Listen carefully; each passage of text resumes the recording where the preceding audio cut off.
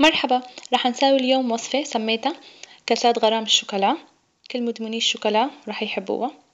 رح يلزمني صوص شوكولا بالنوتيلا، موجود الوصفة والفيديو بقناتي، وجاتو شوكولا جاهز أو أي خليط جاتو على شوكولا أنتي بتحبيه.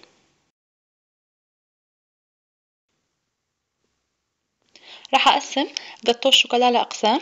رح أغطس كل قطعة جاتو شوكولا بالنسكافيه. لعمل النسكافيه رح يلزمني 1 كاسة من المي مع 1 معلقة كبيرة من النسكافيه ونحركهم مع بعض. رح أغطس كل قطعة من الجاتو بالنسكافيه، بعدين بدي أوزع على الكاسات. هي خلصنا من الطبقة الأولى. بعدين رح أوزع طبقة تانية من صوص شوكولا نوتيلا على الكاسات. بنكون هيك خلصنا من الطبقة التانية.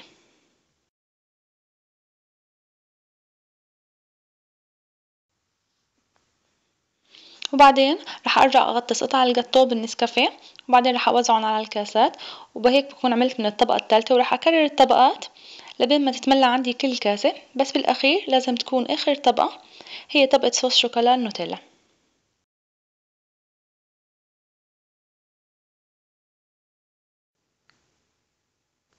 سميت هاي الوصفة كاسات غرام الشوكولا السريعة لأنه طعمتها كتير طيبة وغنية بالشوكولا، وعملها سهل وبسيط.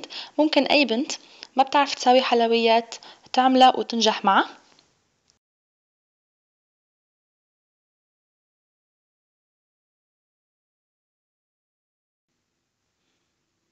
رح أزين كل كاسة بالكرانش.